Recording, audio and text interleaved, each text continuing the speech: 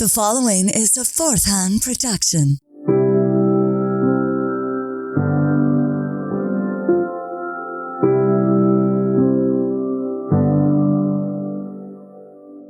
Hey everybody, welcome in to another episode of Sad Times. I appreciate you being here. My name's Kevin, and I'll be the host. For any of you who are not here or have not been here before, just a little explanation of what we're kind of doing with this show.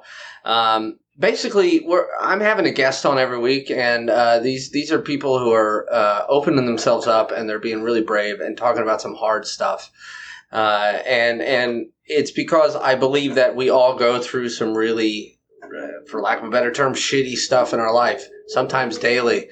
And I think we're sad a lot of the time, and nobody really talks about it, or they talk about it only to a select few people. And I think that we're all kind of lost in our own little story, and we're not realizing that everybody else is struggling too. And I think we can learn a lot from other people's struggles and have maybe a bit more empathy and feel a little less alone. So that's kind of what the show is about. And we're having our first returning champion tonight. Her name is Jenn. Hi, Jenn. Hey, Kevin. How are you? I'm doing okay. How are you? I'm hanging in there, you know. That's good to hear. Thank you for coming back on. As you see, we're in a new studio, which is my apartment. Beautiful apartment. If you look this way, there's a waterfall. Yeah. Lovely. Isn't that very beautiful? Refreshing. Thank you. Thank you very much. Yeah. Oh, God, the sound turned on real fast. That was weird. We're here in my apartment, and we're having you back on, and you and I, unfortunately, we kind of reconnected on this sort of show and topic because we lost a friend of ours very unexpectedly about 10, 11 days ago, I think. And I definitely want to talk about her. Her name was Nikki, one of the funniest, kindest, just thoughtful people I've definitely ever met. And I've told a few people this. I think she was a smart ass in all the right ways. Yes, she has so much sass. Oh, she was a sassy person. And her name was Nikki, and it was short for Dominique. But I always called her Nicole. Yeah. And so I'd go, hi, Nicole, and she goes, hey, Kevin Teen Lee the Third. And things like that. So anyway, we'll talk about Nikki, but you and I have talked a little bit about grief and death and loss. Obviously, it's something that we all are going to experience, and then people are going to grieve when we go. So I just want to start with grief itself. What do you think grief is? That's a good question. I find it's, I don't know, I feel like it's, time spent reflecting. Yeah. But it's also, I think it's time spent with others who also, knew the person. It's all of that. And what I'm finding is there's really no, right way to grieve. But I feel like sometimes I put pressure on myself thinking that I have to grieve a certain way or that certain things are kind of expected if you're going through that do you have an example of what is the right kind of grieving? So this weekend I went out with my husband and we were just having a good time and going to restaurants and stuff like that. And he had mentioned hey, I'm so happy to see you smile. I'm so happy to, see you just light up a little bit. And I immediately felt guilty. I immediately felt oh my gosh, I shouldn't be happy right now. I need to be reflective and serious, and this is a really, really, just horrible thing that happened, and so. But then I started thinking, wait a second, why can't I be happy and be myself, and at the same time also, obviously mourning the loss of a good friend, and so it got me thinking about how, as an adult, I've grieved, and how I grieved when I was a kid, and as a young person, as a 20-year-old person. Yeah. Because I know. 20, so 40 years ago. It's I was gonna say 60 years ago. Yeah. Oh, whoa. For sure. I know, right? Damn. Yeah. As a kid, right? So I lost my grandma when I never knew my grandfather on my dad's side. He passed away when my dad was a kid, actually. Okay. And I lost my grandma when I was 7. And I was really bought into heaven at that point in my life. So I was like, cool, she's up in heaven. And I'm not downgrading people who believe that. It was just, that really was what got me through it, right? So I don't know if I understood grieving or that she was going to be gone forever. The night before she passed away, they had us all go into the hospital room and give her a hug. And I just remember her feeling just so frail and like emaciated. Cancer. Just not the grandmother you remember. So that's how I dealt with it. I dealt with it. I was very religious at the time, even though I was 7, but I was very into it. And I remember one of my parents' friends gave me a hug at the wedding. Jesus, same thing, funeral, and said, she's up in heaven now, and I just got a lot of comfort out of that. So when you were a kid, did you said you started talking about grieving as a kid? Like what? Can you give me an example of that? Yeah, so my first kind of experience or understanding of loss was I lost my uncle, who was 26 when I was 8. And he was the definition of funkle. Funkle? What's that mean? Fun uncle. Oh! You know why I don't know that? Because I'm definitely not a funkle. Aw. Yeah. I'm sure that's not true. No, I lay down the law. Okay, go ahead. And, he was just like a big kid, basically. Like, he loved comic books. He loved, like, horror films. He would dress up. He would go, like, full Batman regalia for Halloween and, like, stay in character the entire time. So, like, he wouldn't talk or... Yeah, exactly. Mm-hmm. Yeah, because that was around, like, the Michael Keaton Batman, right? Yeah. Yep. So, and then, he would, like, completely, like, deck the house out and everything else. And he was, like, the one uncle who, like, when we had family gatherings, like... all the adults would kind of be like standing around like with their beers, like not really paying attention or whatever. And he would be like, okay, guys, let's go outside. Let's have fun, And so all I remember is... That's really great. Yeah, he was fantastic. And he bonded really very, very closely with my older brother, who was 10 at the time when he passed. And so I remember actually, I was getting ready to go to school. Like, I was getting up, like, ready to go to school. And my parents were like, no, come here. Like, we're going to sit at the kitchen table. And they were like, you're not going to school today. And we were like, why? What happened? Like, is there a parent-teacher conference thing? Yeah. Why aren't we going to school? And they were like, well, because your Uncle Jeff passed away. And I remember thinking, like, wait, what? How? What? Huh? Like, it was just completely out of any frame of reference that I had ever, like... And I still, like, it just, to me, it's like, it didn't make any sense because it was one of those things where, we found out later that he just passed away to sleep. Don't know what happened. Wow. Yeah. And he was 26? Yeah.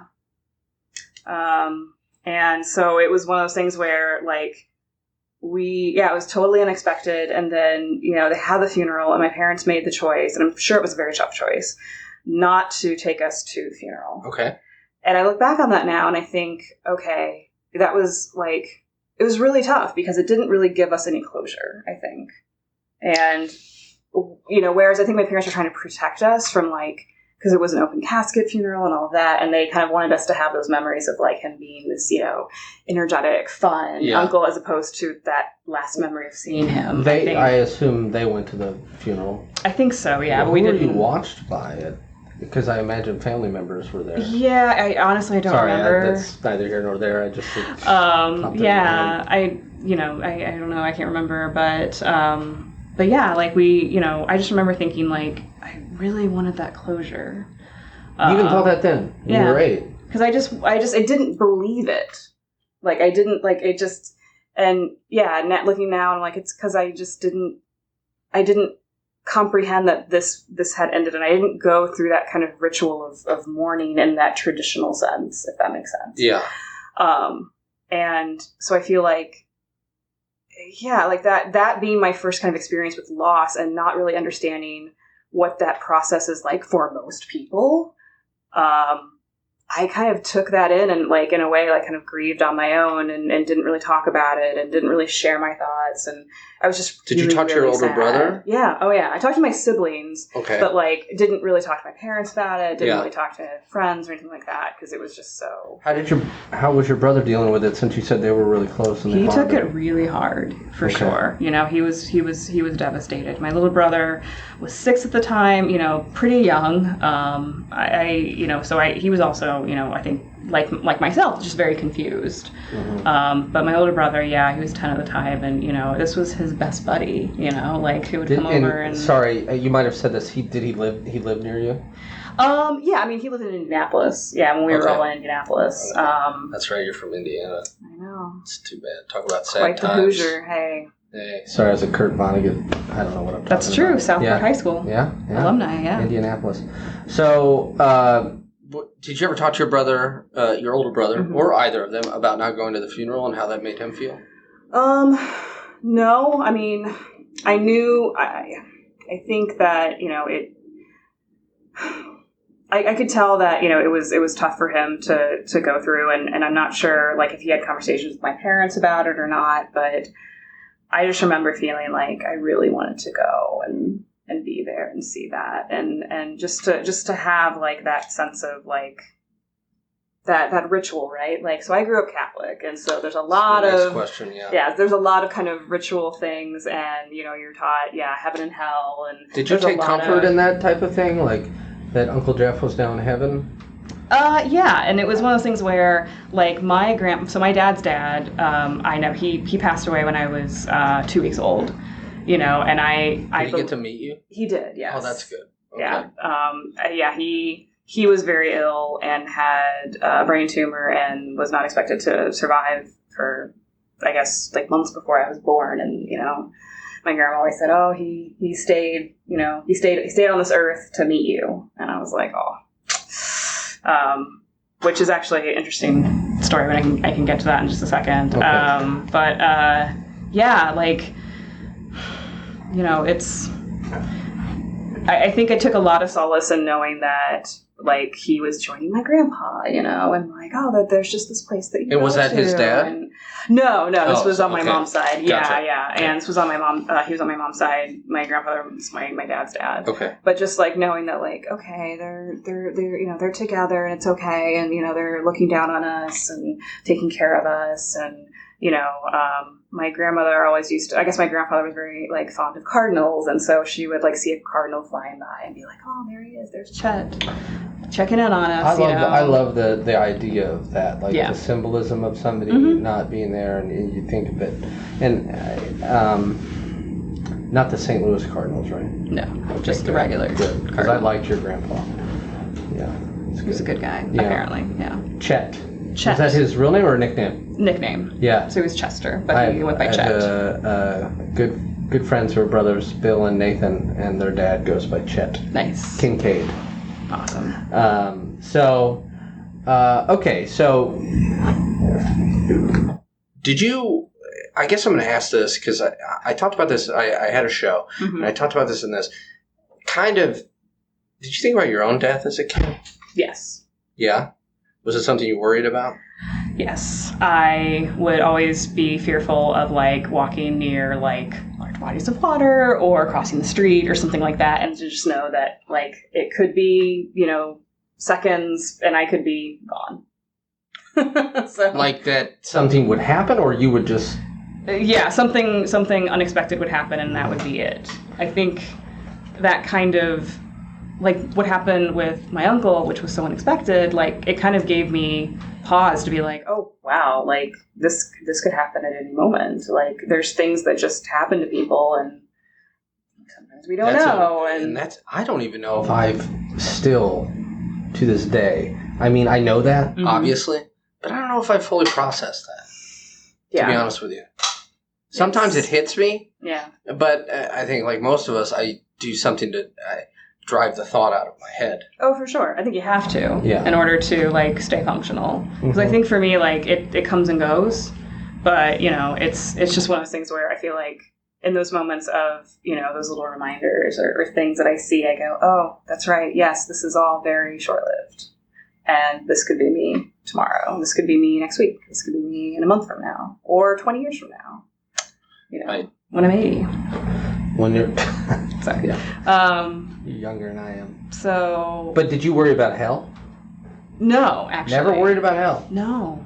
Man. I know, right? Like, how did I get out of that? Yeah. No. Even as a Catholic? Even as a Catholic, yeah. I was like, be fine.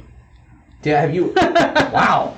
Yeah. That's surprising to me. I know. I guess I feel like you are somebody who would really worry about eternal damnation. The same way that I did, because it was so bad. Right, yeah, true. that's not because I think you're going to be damned. We'll see, I guess, on my judgment day. We'll see. We'll figure it out, yeah. You do only have one Bob Dylan tattoo. That's true. So. And you have none. Good. Whoa. I mean. Whoa. That's a good point. I mean, I'm going to hell. Although, Mike Cole smoked my soul when I was 18, so. Oh, yeah, I remember you telling me this story, Yeah. So, you lost your uncle, you were 8. Yes. He was 26. What comic books did he like? Do you remember? A lot of Superman, Batman, okay. So like DC is that? Oh, that's right, because he dressed up as Batman. Yeah, that is DC, yeah. Yeah. Okay. Any Green Lantern? Not that I know, but he's also a huge Rush fan. Huge Rush fan. To each his own. Yeah, to each their own. I like that Tom Sawyer song, all right, I guess. That's the only one that I know of. Yeah, they had a whole Ayn Rand concept album. Oh, speaking of burning in hell. Anyway, that's awesome though. But if you have a band, I mean, I obviously, you and I both love the Beatles very much. Yes. And, it's great to have that thing. Yeah, right? that kind to of have passion. That whole collection. Yeah. And it sounds like he was a really energetic guy. So he would probably be somebody who, if you said to him, "Hey Jeff, tell me about Rush," he would just he'd just be into it. Very gestury. Yeah. Yes, for sure. Awesome. Yeah. Okay. Yeah. So you didn't worry about hell, but you thought about your own death a lot. Yeah. Did you think you were going to heaven? Yeah. Okay, gotcha. I did too, or I hoped, but I got really. Oh, go ahead. Oh no, I was gonna say I was like, I guess in the sense I was like, oh okay, well then if I'll just see my grandfather and I'll see my uncle and I'll see all these other family people that I haven't met and I had a major panic attack one day in the shower when I was like 10 or 11 because I was like, I don't know how I'm going to be happy forever. I don't know how I'm going to stay okay for eternity. And I got really fucked up about it. Yeah. And that was a big thing for me because I was like, cool, I'll be up there with grandma. I'll be up, I'll be watching the Cubs all day or whatever it is I wanted to do at that time. There's comfort in that for sure. But then I was like, but I can't do that for 3 million years. How am I going to be happy for 3 million years? And then another 30 million after that. Like eternity. It really scared the hell out of me. Yeah. And I didn't know what to do with it. I still, even talking about it now, it's just isn't that a lot? That's a pretty heavy burden to carry, yeah, for sure. Why? Shit. Forever and ever, as they say in the prayer. Intense. You were 2 weeks old when you lost your grandfather. Are yes. your other grandparents? Did you lose any other grandparents when you were a kid, or? As an adult. As an adult, okay. So I lost my grandmother when I was, 2007, so 24. That's how old I was when I lost my other grandmother. Yeah. And then my mom's mom I lost when I was 19. And that was a very sudden thing as well. And, we didn't know how sick she was. My little brother and my parents had gone out to Indianapolis to visit her, and it was also the first time my little brother had gone back to Indianapolis from when we moved out to Virginia. So it was like a birthday, and it was actually around his birthday. And got out there and realized how sick she was. She moved to hospice, which is just that's really really really tough. In the meantime, it was over Thanksgiving, so I was actually at home with my older brother. It was my first time home from school. Mm-hmm. When I was in Richmond, and so I spent Thanksgiving with my brother eating Chinese food. Which was awesome. Yeah. And my grandmother passed away while they were there. And, my little brother had a really hard time with it. I remember talking to him about it, and I still talk to him about it, how everything happened so suddenly, and how he was there when, you know, she passed and all of that, and just how it affected the family. And, you know, it really, you know, caused a lot of just a lot of hurt, you know, because she was kind of the matriarch. My mom was one of 8, you know, and she was the matriarch of this huge family, and, you know, she was also like 5 feet tall, and like, you know, like, so she was small in size, but like exuded a lot of influence. And I remember that was the first time I ever felt angry.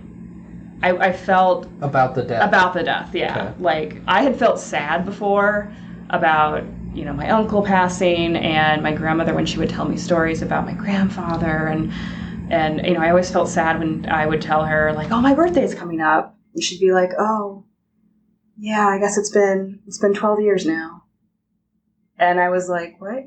And it was because right, the 2 weeks. Yeah. So he had passed very close to after I was born. Yeah. And I just always felt really bad telling her that my birthday was coming up, because I knew that she was sad. Yeah. So this was the first time I was really angry. And so, like, instead of like grieving, I guess, normally, or, you know, just being sad, I was just so angry. And I was angry because I wasn't there. Because I was 19 years old, and, you know, like, I should have been there. And I remember coming home, my mom had, like, some family friends drive me home because they were still in Indianapolis, and I had to go back to school.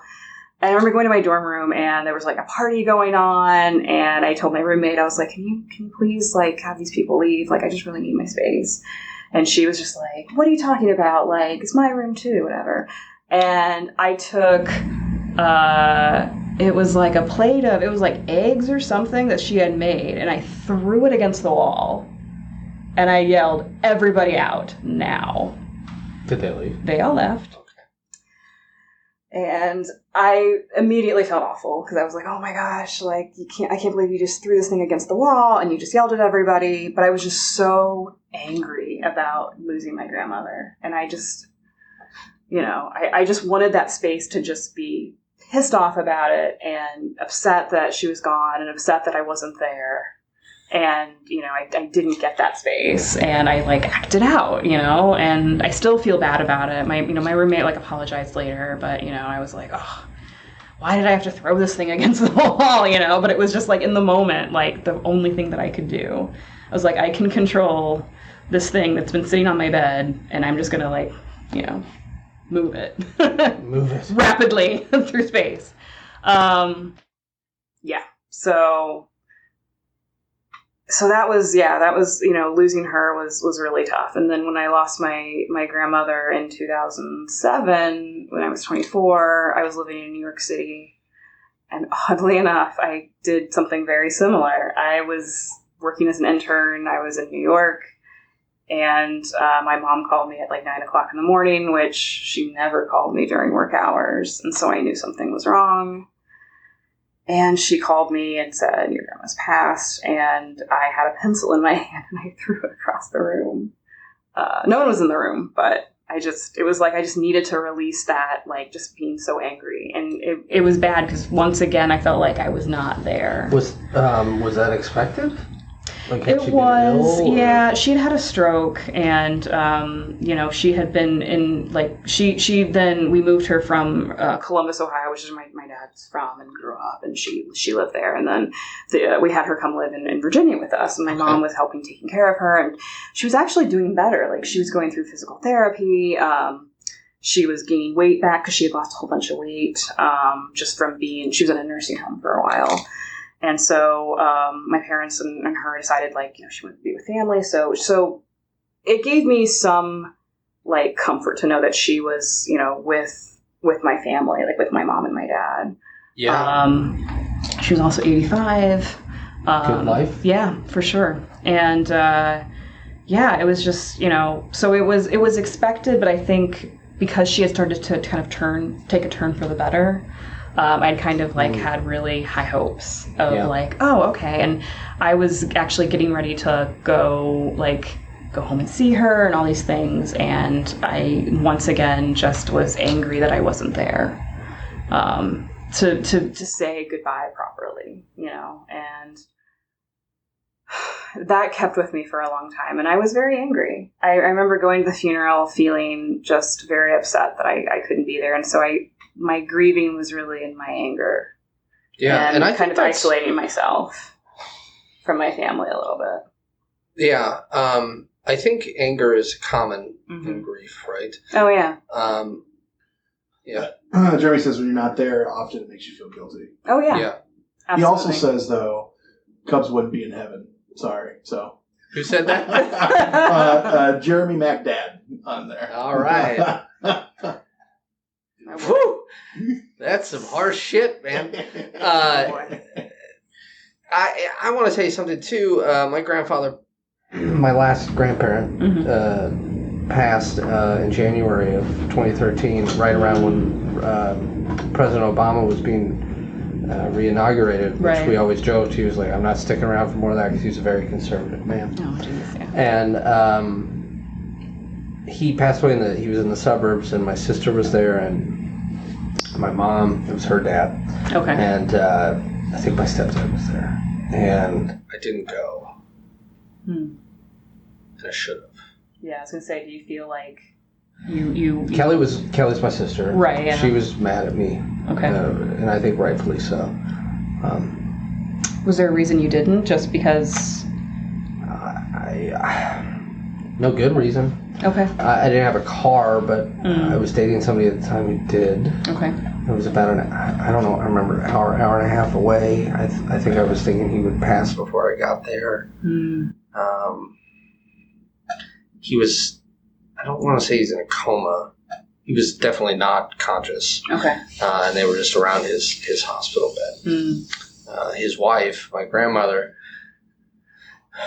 died about 7 years before. Okay. And if there are no Cubs in heaven, Grandma's going to be pissed. My grandma raised me on baseball. You can't see it on camera, but over here are a couple framed photos of Wrigley Field. One from the first night game, and these were both my grandma's. And we watched the first night game together at her house when I was 6, and we made a concession stand, and then it got rained out in the 4th, which is what it's like being a Cubs fan. And anyway, I went to visit her in the hospital a couple months before she died, when we thought that was going to be it. She had emphysema, and she was intubated with a tube. Yeah. Oh. And I brought her a Cubs hat that I had, and she couldn't talk, right? Because she had the tube, right? Yeah. But she was smiling and doing that, and I left a core on the table. And when my sister and I were saying goodbye to her, because we thought it was goodbye, she did live a couple more months. Right. It was the last time I saw her, because I did not live. I lived in Cleveland, unfortunately, and she finally, we were standing there crying, and she finally was like, "Yeah, just you can go." And that was terrible. I think about her a lot. She was she used to always, every time she said goodbye to me. Now my parents were divorced when I was 8. Every time she said goodbye to me, "You be good to your mother." Every time, without fail. And she was just a kind. Kind of a matriarch as well. Right. Tough lady. Yeah. Loved baseball, and that's why I love baseball, is because of her. And that was probably the closest, her and my grandpa, because I was 7 when my grandma died. I don't know if I dealt with it well or not. I don't know if I grieved or not. I don't know what grieving is. So that's, I guess, my story on those. Yeah, it's tough to know. And I feel like you don't really know it until you're in it. You don't really know how you're going to feel until it's happened. You can prepare as much as you think you can. And I feel like that's how it was when I lost my grandma, and then I lost my grandfather 2 years ago. We knew he was suffering and had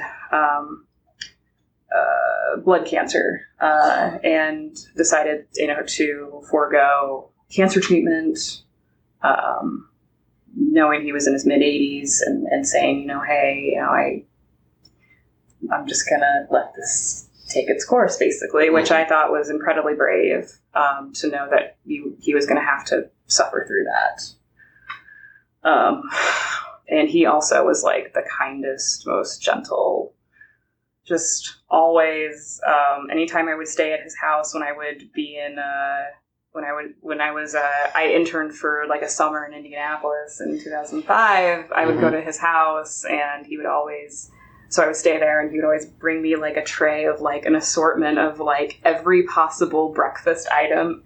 Like he'd be like, I'm not sure what you wanted, so I got you a bowl of cereal, cottage cheese, fruit, granola bowl, like just like everything, and he would just set it down there, and then sometimes he just wouldn't say anything. He would just like set it in front of me and just go, mm-hmm. Oh, you can't. You said All the time. What was his name? Paul Davis. Yeah, Elmer Paul Davis. And Elmer was his first name. Yeah, it's a great name. My grandfather went by his middle name as well. Yeah, Weldon. That's unique. Yes, Weldon was unique. What was his first name? Francis. He did not like that name, so he went by Weldon. Yeah. Same thing with my grandpa too. Yeah, he didn't like Elmer, so he went by Paul. So, and my mom's named after him. My mom's Paula. So. Oh, I think I'm sorry. Yeah. I do remember you telling me that. Yeah. So he had blood cancer. Yeah, and when he passed, I don't think I felt anger. I think because I knew that he had totally accepted the fact that this was his journey and had articulated that to the family, and I had talked to him on the phone. I had gone down and visited him. I still felt guilty that I wasn't there, but I didn't feel as angry, I think, this time, because in a way, I think I came to understand, and maybe it's because I was in my mid-30s and kind of had grown up a little bit and not the angry 19 and, early 20s kid anymore. Well, also maybe it's because he was so accepting of it. Yeah. And it was, for lack of a better term, more expected. Yeah. Oh, for sure, yeah. And, it was kind of what his plan was, and just... And it was tough because, you want to, obviously, them to stay around because you love them, and, they're my grandparents, my only grandfather that I ever got to know. But I also wanted to respect his wishes and know that this is how he wanted to leave the world. And what was helpful is I did get to go to we had a memorial for him and just hear stories and things, and meet some of his siblings who I hadn't seen in God knows how long, and that's always fun, they're like, I remember you when you were this tall, and stuff like that. And so that part of it I really liked. When I was younger, I went to my grandmother's funeral. It was really tough for me to meet her friends and meet it. I had isolated myself so much to the point where I didn't cry until we actually went to bury her. Yeah, that's always... I think that's... I don't know how common that is. I don't know if it's common or not. I think that is just really hard to take. Yeah, because it was all in one day, and it was in the middle of February. Oh, good. What part in rural Ohio. Oh, yeah. Mm-hmm. So, we joked about how, she always never wanted to make anything difficult for anybody. She was always more worried about other people than herself, and how the opposite this was this was the most difficult because the ground was frozen solid, and oh, man. Yeah. So it was really, it was interesting. But I remember we all got out of the van. We all went to, the burial and the ceremony, and I walked very fast ahead to go into the van and just cry my eyes out. But I didn't want to do it in front of my family. Really? Yeah. Why is that? I don't know. I think I just felt like I needed to be in my own suffering, and I didn't want, I also felt like my parents were having such a hard time. My mom was having such a hard time. I wanted to be that strength. But I also wanted to have that moment of I just need to get this out. And I was so angry. So it was like a very angry cry. I remember that. Like, I never cried angry before. Crying all the time. It's intense. And, and then, as my family kind of got back in the van, I was just kind of like, okay, just trying to like keep it together. Because, all I wanted to do was just, in a way, like I wanted to go back to New York, which is where I was living at the time, and just like, and I look back on that now, and I really feel bad. I feel guilty. I feel like I should have been, because I feel like I should have been like more with my family and more open and more, I get that too. It's always like you should be with your family more. I spent a lot of my 20s and maybe and early 30s being away from my family. Yeah. It wasn't until I went to India and was that far away from them that I realized, I shouldn't take this for granted. Oh, for sure. I'm sure that I still do, but not nearly as much as I used to.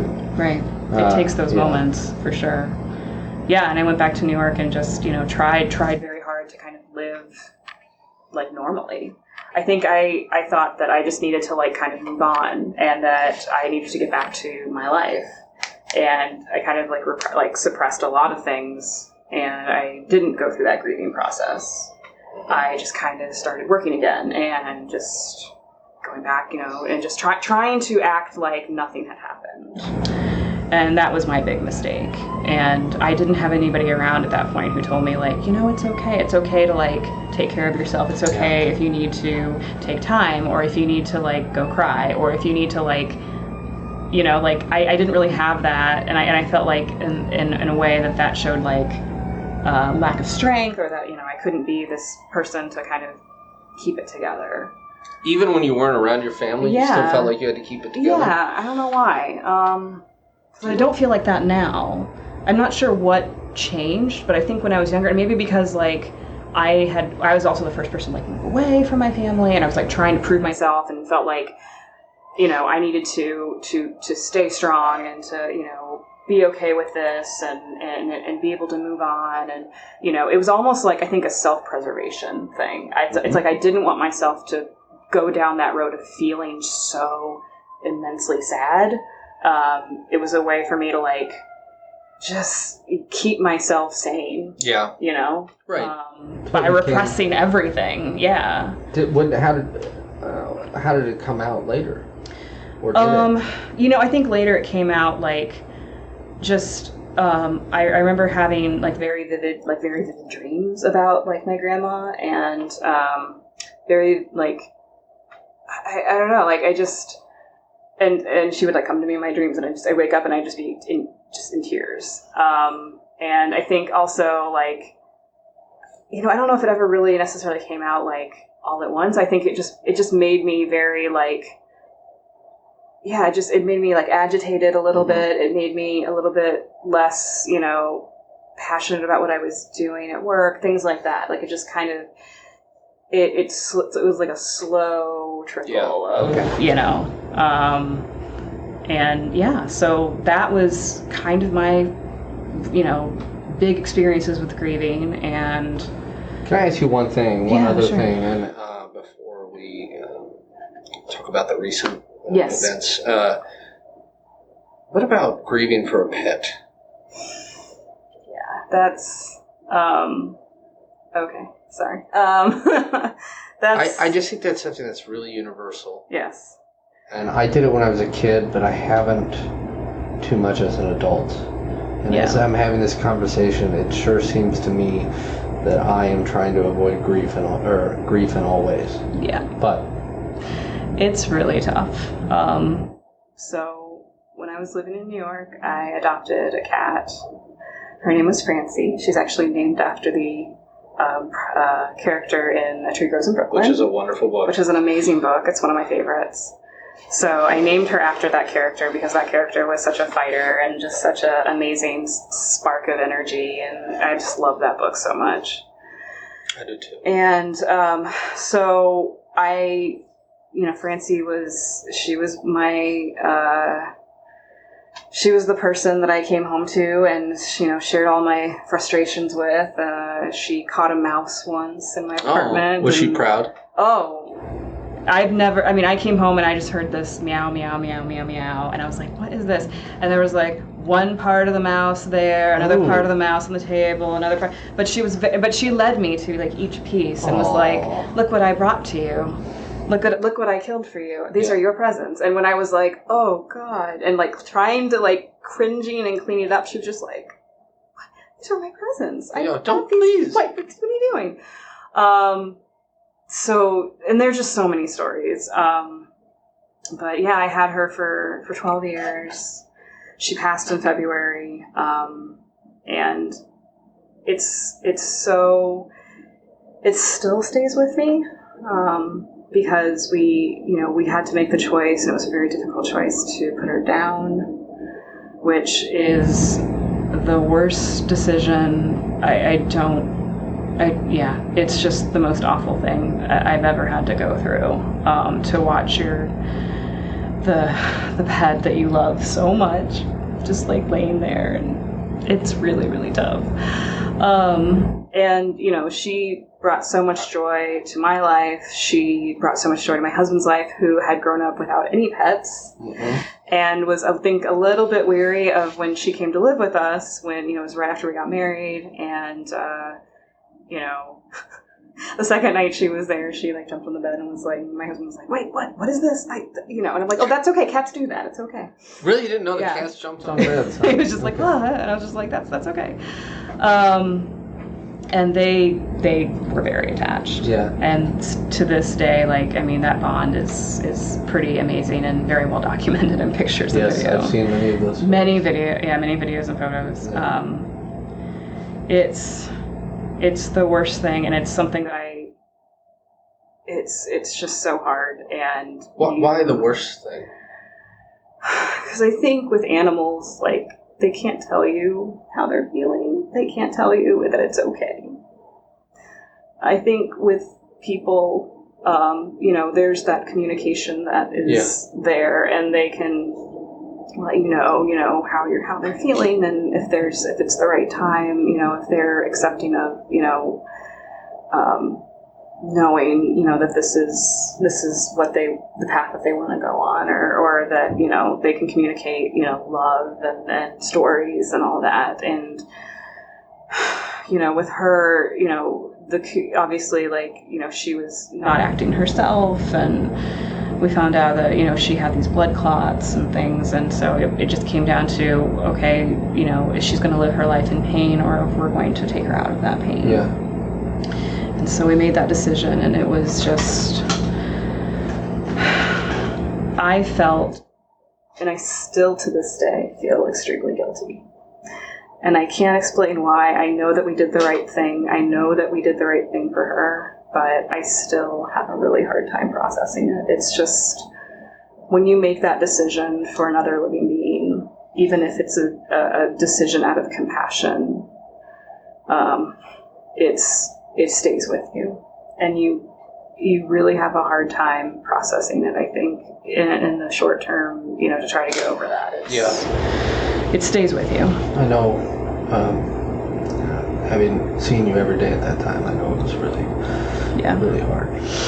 Yeah, and, that was another example of, not knowing really how to grieve, but being okay with it, so, and it was also the first time that I was going through that, with another person as well. With Chad. Yeah, and we really leaned on each other and, got each other through it. But we still, there are moments that come up, and, we had her cremated, and so we have an urn, with her, and her permanent. I guess I didn't know that. Yeah. That's great. Yeah. My mom has their dog that passed away a couple years ago. They have her ashes. Love that dog. Yeah, it's just because there's just so much unconditional love that our pets give us, and it's really tough to see them suffer, and it stays with you because you just, that was, Yeah, well, thank you for talking about that. I know that wasn't easy. Still so fresh, just months ago, so thank you. Yeah. And I guess I'd like to end talking about Nikki. we talked about her a little bit at the beginning. Right. Gosh, what was she, about 5'2"? If that. Yeah. And almost every time I'd walk by her at work, she would stand up like this. And every time oh man, she was so funny. And she loved horror movies. So we lost her unexpectedly, like I said, 10 or 11 days ago. We lost her unexpectedly about 10 or 11 days ago. And can you tell about what happened today at the offices where she worked and what was done for her? Yeah, so we all got together as a team, and all the coworkers who knew her, were good friends, or even those who had just met her, and wanted to honor her. We all went up to the roof deck of the building, and we had these balloons that we released, and it was really beautiful. And we also just got to hang out and tell stories. And one of our coworkers, Therese, she put together this amazing slideshow of all the pictures of the people had sent her, and she said she'd sent out a request to people to say, hey, I want to put a slideshow together, can you send me these pictures? And we saw the slideshow, and we were all laughing so much because every picture was just so goofy. And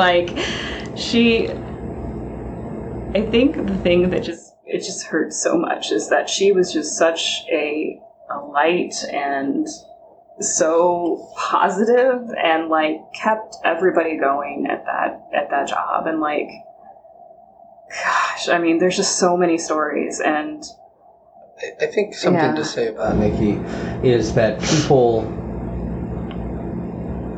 it should be celebrated more. The people who are like Nikki, who just seem to be unendingly kind, and thoughtful, and dedicated to what they believe in. Yeah, she was so passionate about things, and she was so. Somebody said this, I believe, and there's been a lot of Facebook tributes and things like that have been going in, and I've been seeing. But somebody said that she was authentic, and I feel like that's very that. And I was talking to another friend, and I was like, I don't know anybody who was like her, because sometimes you meet people and you're like, okay, they remind me of this person, they remind me of this person, similar personalities, whatever. But she was such an original. She was so herself. She didn't care about what other people thought. At least, she projected that. Mm-hmm. But I mean, the utmost amount of kindness that she portrayed, I feel like it was. I like to kind of describe her as just unconditionally kind. Yeah, and one thing she did all the time with her own money, once or twice a week at minimum, she would go and get all these snacks and bring them in and set them up all the time. And I relied on that, and I just remember thinking, I just thought it was amazing. And then I would joke, because when we were on the second floor, she'd set them right by where she was sitting. Yeah. And I would be like, who brought this food here? She goes, I don't know. I said, well, I don't know either. And I wish we would have done more for her for the things that she did for us. I remember one day she came over when we were on the second floor, and our friend Alex was to my left. Mm-hmm. And you were over in the corner there. And I don't know if you were sitting there or not, but Nikki came over and I started asking her questions about her family. Mm-hmm. And I love to talk to people about their families. I love to ask people. And I just kept asking her questions, and she just kept answering them and telling me these stories. And Alex was like, okay, don't ask her that stuff. And kind of, he's like, and she just told me all this stuff, this funny, very honest stuff about her family, and then that was something that we could connect over. She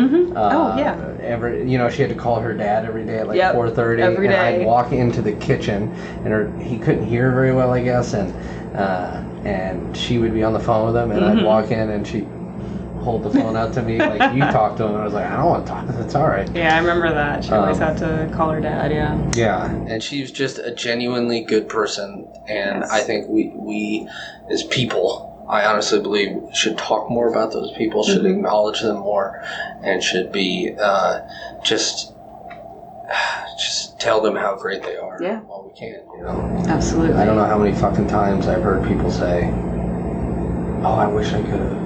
I mean, we just did. Yeah. So, somebody like Nikki will be remembered for sure. For so many things, And she's just a wonderful person, and I just hope her family is okay. And I just wanted to end on that note. She's a great person, and I'm certainly a better person for having known her. Oh, yeah. And I love seeing her every day. Yeah, she definitely changed my life, for sure. And I think she just treated everyone like family. Like I feel like that's just how she was. She was open, she was passionate, authentic, and she treated everyone like they were a member of her family. And that is so rare and special, and yes, we need to celebrate that more. She was always in there before everyone. I know. Every day I'd be like, I'm going to beat Nikki if I'm going to go in real early. Nope, she'd be there with her headphones. Yep. And dinosaurs all around her. Yes. The little Godzillas. Oh, remember when Netta got her the dino glasses? They were like wine glasses? Yep. Those were pretty great. Yeah. Yeah. Well, I think it's wonderful that you guys did that today on the roof. The video was wonderful. The balloons, the biodegradable balloons. Yep. Said you are missed, you are loved. What do you remember what they say? I don't remember something about pull it up. let's see. It said something about, if I can find the picture real quick. You are loved, you are missed, you are remembered. Let me see this. Yeah. Is that too close? More? Closer.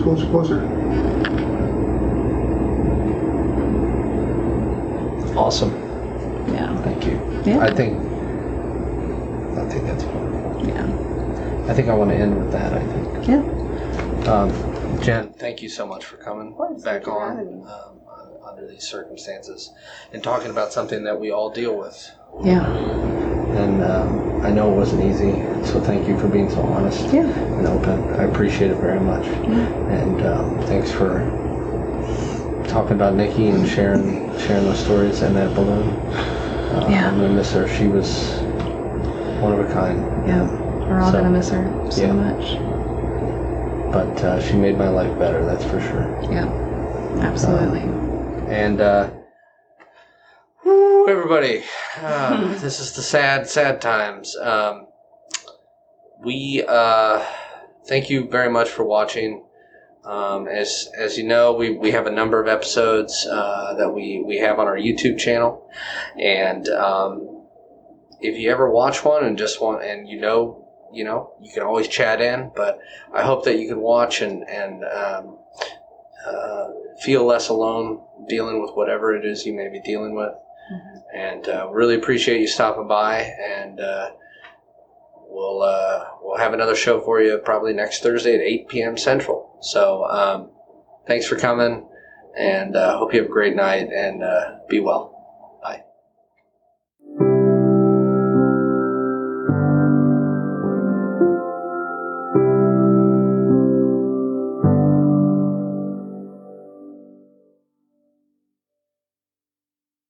You've been listening to a Fourth Hand Joint.